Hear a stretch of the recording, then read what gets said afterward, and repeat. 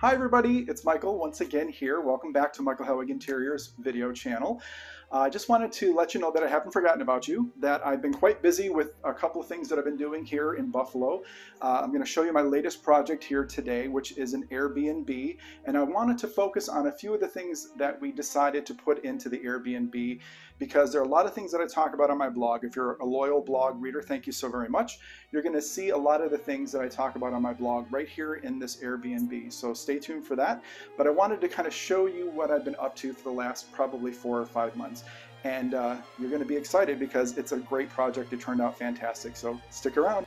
So we're here in the living room, and one of the things that I'd like to talk about today is using smaller size furniture in smaller spaces. Now I'm going to have a bunch of clips that are going to show you the close-ups of all of the things that I'm talking about, but one of the things that we decided to do was to go with a round coffee table, and one that wasn't terribly large. It really just fits into this space really nicely. It gives you a lot of room to move around it throughout the room. This little round piece of furniture that is very functional and has a lot of great use for it. Another thing that I want to talk about is nesting tables. Now I have a pair of nesting tables back here in the corner. I'm a big fan of nesting tables because they're so great, because they're so versatile, multifunctional for small spaces, exactly what you need in a small space. So for example, I don't have any end tables next to the chairs that I have here in the living room because there isn't a lot of room, and I didn't really want to put something big and bulky in that was going to take up a lot of floor space when you're walking around the room.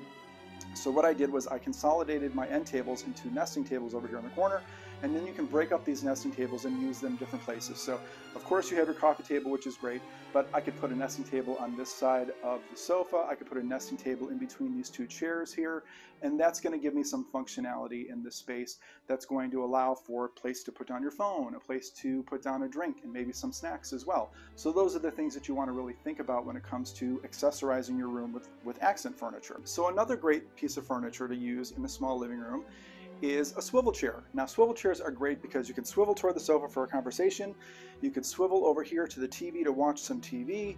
They're so functional, they're so multifunctional. So if you have a couple of different focal points in the room and that you really want to take advantage of them, swivel chairs are great. Now these swivel chairs are small, so they're definitely, if you can kind of see from the side, I'm kind of large. Putting myself in a small swivel chair like this, they're still very, very comfortable because there is no pillow on the back. I do have an accent pillow that I put on the chair itself, but there's no built-in or loose back cushion for the chair. So it's got a tight back, which means that you can sit all the way back into the chair. So your feet and your legs are very comfortable. Whether you're a bigger person, a shorter person, a taller person like me, you can, fit very comfortably into a swivel chair like this. And they don't take up a lot of space. The other nice thing about them too is that they have a low profile back to them, which means that you can see over the top of them. So if you're sitting on the sofa and there's no one sitting in the chair, you can enjoy the TV without any kind of visual barrier between you and the TV, which is great. One of the spaces in the living room that I found to be really fun to decorate is this little nook over here that is next to the entrance into the hallway to where the bedrooms are and to where the bathroom is. I wanted to bring in a little console table like this. So this is a very skinny console table that fits nicely over here in the corner. Just enough space to put a lamp, some decor, and one of my favorite things in the entire world is storage ottomans. So they're great because you can put all kinds of stuff in them. And they're used as seats too, so you can actually sit down on them and bring them into the living room. So if you have more people than you have chairs, you've got a couple little backups with these little storage ottomans. So storage ottomans are another one of my favorite things to use in tricky spaces, small spaces, spaces where there isn't enough room for big gigantic pieces of furniture. Don't sleep on storage ottomans because they're a great functional piece for you. I'm here in the bathroom, and it's a small bathroom for sure, but it is actually quite a lot of room when it comes to like elbow room. So you have space. It's wider than you would think it is in here. So that's a really nice thing. So the nice thing about this bathroom is it used to be a small two-piece bathroom. It used to be a sink and a toilet in here when it was a doctor's office.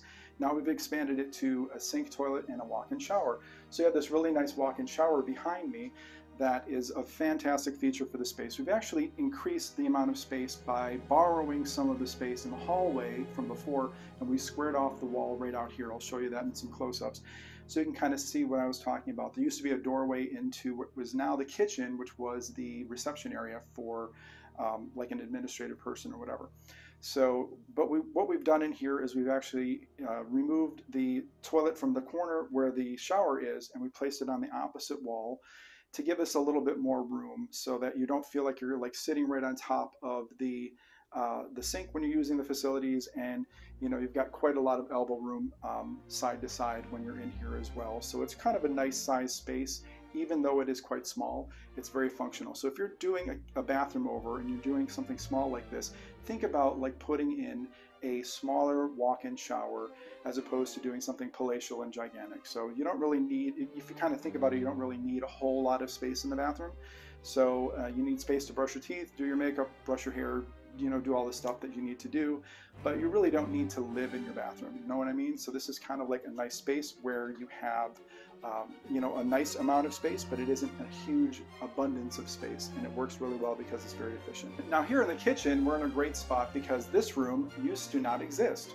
So the nice thing about this is we converted all of these cabinets. They used to be a kind of like a wood tone, and we painted them white. Got a whole new sink going on here with a brand new faucet. There was plumbing here to begin with, but it wasn't plumbed for like a kitchen sink like this. We've got great storage for cabinetry and things like that, all kinds of different cabinetry, and it's really wonderful. We've got a nice dishwasher over here on this side. We got a stove. We've got a microwave above the stove. We've got a whole other bay of cabinetry over here so that you don't have to worry about being short on counter space, which is nice. And then there used to be a door over here in the corner where the refrigerator is. It has now been closed off. There was another house on the other side of this wall, so we had access to that through a door that went into the basement. The other thing about it too is that it took a minute to really kind of configure all of this. Now sometimes you're really going to run into things in smaller spaces where you really have to maximize the amount of cabinetry and counter space that you have, especially if you're in a kitchen like this, and be able to fit in all of the appliances and everything else that you need to do for the kitchen itself as well. So really kind of bringing in focus on the amount of space that you want to have for storage and the amount of space that you want to have for meal prep and things like that is really going to help a lot. Now this is a smaller galley style kitchen, which is great because you can really, you know, utilize both sides of the kitchen very easily. A couple people can work in here. You know, a person can be chopping vegetables over here, cooking on the stove over there. There's a great triangle of spaces for you know, use for the refrigerator, the stove, the microwave, the sink, anything that you would need to work into this kitchen, you have, you know, pretty great access to in a nice triangle like this. So we even have a nice space here in the back of the kitchen for a small work desk. The anticipation is that we'll have people that will probably be working as they're vacationing, or they'll be working because they are here for a certain amount of time. Maybe they're a traveling nurse, or there's some other profession that would be here for a while. So it's nice to have a desk like this in the kitchen to work on. And it just is a nice little spot back here to really give some functionality to the spot in the back of the kitchen. So back over in this direction, we have a stackable washer and dryer that's built into this little alcove that we created. Now this was a little bit of a trick because this took some planning. There was a few times where we went back to the drawing board for this particular wash and dryer. We were going to have it just kind of standing out back here in the hallway, and I thought, you know, let's try to figure out a way to get it to be incorporated into like a little nook or a little niche, you know. So what we did was we made a wall that was kind of skinny on this side here. So this isn't a standard size wall, so you're going to use different material to build something like this. And then we just capped it off with like a header over here and recessed it into this little space so that when you're walking down the hallway, you don't really necessarily know that there's a washer and dryer here until you kind of come around the hall from the kitchen, or you come through from the bedrooms. You'll know that the washer and dryer is right here. So it's a kind of nice little way to tuck it away and to make it very discreet looking so that you don't have to think about it too much. It's there when you need it, and it's not sort of like in your face when you don't need it. So now we're here in the dining room, and this room used to be an office. This was a doctor's office at one point that was attached to this house, and now it's converted into an Airbnb. A little bit of a backstory on what was going on here before. So what we did here in this room is we widened the doorway so that you have a nice entrance into a dining room space that was originally going to be a bedroom, an additional bedroom for the space, but then we decided that we wanted a place for people to be able to sit and have a meal and sit at a table if they wanted to work here and be sort of like a little bit away from everybody else, they could do that back here and have like maybe a private conference call if they needed to. So there's lots of different functionalities with this particular room, but we wanted to really create a space that was going to be conducive to eating and working and things like that that you need to do in this space. So we tried to make it as comfortable and as cozy as possible, but also as functional as possible too. One of the things that we talked about when we were going to be putting this room together was we wanted to put a round table in here. A lot of times I'm going to talk about round tables on my blog and how they're so very, very functional when it comes to smaller spaces.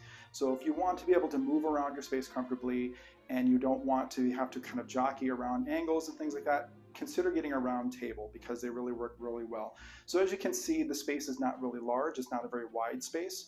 So you'll see that it's going to be very easy to kind of walk around the table. So you don't have to like struggle too hard. You're able to get around it quite easily, and you're able to, function in the space very, very nicely as well. Here we are in the first bedroom. I wanted to keep things very light and very bright. So as you'll notice, throughout the entire space, we painted the whole place white. It's actually called Snowbound White from Sherwin-Williams. It's got a great sort of like brown, gray, white undertone. Goes really, really nicely with a lot of different wood tones. It goes great with a lot of different colors. So it's one of those more neutral colors that really kind of adds a lot of brightness and airiness to a space. So in this room, I wanted to be able to focus on the bed as the first impression when you walk in the door, because this is the bigger of the two bedrooms that we're offering here. So it's nice because it's actually right in front of the window. There is heat and air conditioning right behind it, so that's nice. It'll keep it cool in the summertime and nice and toasty in the wintertime. And you can close off these room darkening curtains, and you can actually have a really nice little cocoon nook here to sleep in and rest into. It's super quiet, really nice decor and everything else in the space too. Very comfortable, a little bit more scaled back, sort of minimal, but you can bring in your different items that you want to bring in for yourself as well. So there's places to put clothes in a dresser. There's a couple of nightstands as well, and some really nice art to make you enjoy your stay very nicely. So here in bedroom number 2, I wanted to bring in a smaller size bed. So this is a full-size bed with some nice bedding on it, and then there's some spots over here for clothes and things like that. So I wanted to keep this a little bit more scaled back because this is the smaller of the two bedrooms, but it's still very cozy and very comfortable to move around in. So whether you have a couple or just a single person staying in this room, this is going to be great. So what you really want to do is you want to be able to focus on pathways when it comes to laying out your bedroom. So you want to have enough space to walk into the room. You want to have a place for things like your clothes, so a dresser and whatnot. But you also want to be able to kind of keep things scaled back a little bit. So you don't want to overwhelm the space with a lot of furniture, for example. Use verticality in the space. So for example, if you have maybe a taller clothes rack or something that you can put into the space, you're going to use the wall as opposed to using the floor space in things. So in smaller spaces, it's key to use the height of a room as much as possible. So I hope that you've enjoyed our little tour here today. Just know that this is available now for you to come and stay in if you wanted to. We're in Buffalo, New York. Actually, the town is called Tonawanda, New York. So it's a little bit of a little North Buffalo suburb of Buffalo, New York. So if you're interested in seeing some of the sites here, Niagara Falls, the Elmwood Strip, the Delaware Hurdle Avenue strips up here in the Tonawandas, and everything's in a very close drivable distance. We've actually got a grocery store about a block down, so everything is really very, very walkable in this neighborhood, which is really nice. And so it's great to come and spend a little bit of time up here in Buffalo. Whether you come up in the wintertime or the summertime, spring or fall, you're going to see some really fantastic stuff. We have all the seasons here, so you're not going to miss out on anything. If you're a winter person, we've got the ski lodges here in town that are about a 20-30 minute drive from here, and you'll be able to go skiing on some of the East Coast best skiing that you can find here in Buffalo, New York. Of course, Niagara Falls, go see those iconic falls, 8 World Wonder Falls. And thanks so much for watching, and we'll see you again next time.